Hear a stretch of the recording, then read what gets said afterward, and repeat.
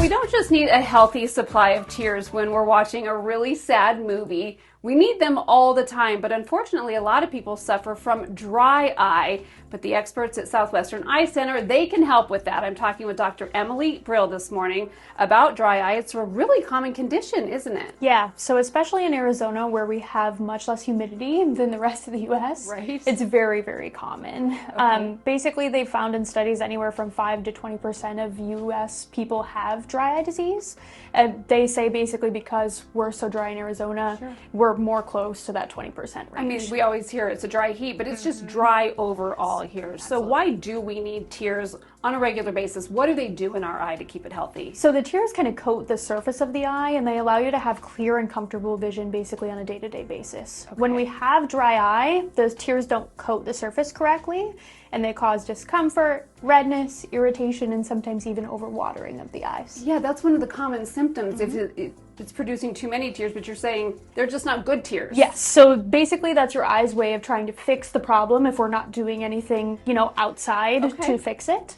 And it just creates poor quality tears that just don't coat the surface well enough and don't solve the problem. All right, so what if we aren't solving the problem? What if we have this condition and we aren't doing anything about it? What can happen to our eye? So most of the time, thankfully, dry eye doesn't cause damage to the eye frequently. Okay. I would recommend if you have this condition or have symptoms of this condition to get it checked by an eye provider. Sure. But basically, if we don't treat this condition, it can cause, more symptoms on a daily basis, like trouble when you're looking at screens for long periods of time, trouble when you're wearing contacts, trouble when you're even just trying to do daily things like work or read. So it's a nuisance. Like you're going to know that you have this because your eyes are going to be uncomfortable. Yes.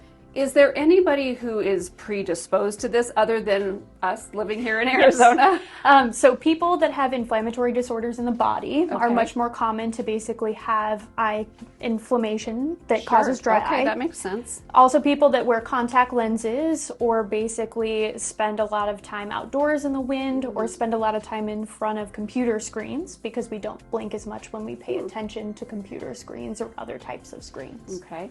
So there's definitely certain groups that need to be a little bit more mindful of how their eyes are feeling. All right, but you guys can help. As I said at the very beginning of this segment, if this is something that we're dealing with chronically, again, it's a nuisance, but eventually it becomes interfering with our day-to-day life if we're constantly having to do the drops, which are an option. So other than drops, what can you guys do to help? Yeah, so there's basically tests for us when you come in to see a provider on what type of dry eye we think you have, whether your tears aren't basically keeping on the surface for long enough if they're evaporating, or if you're just not producing enough tears.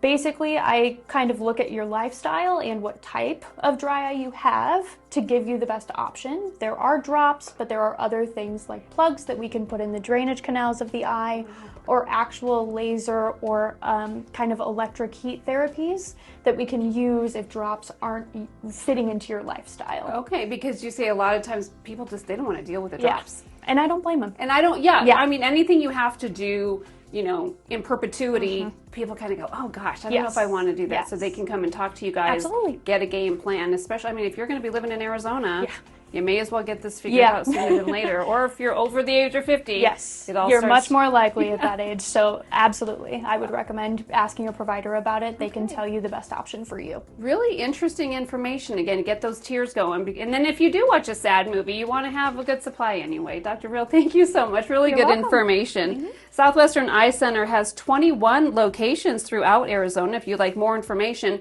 or to find a location near you, call the number on your screen or visit SWI.com.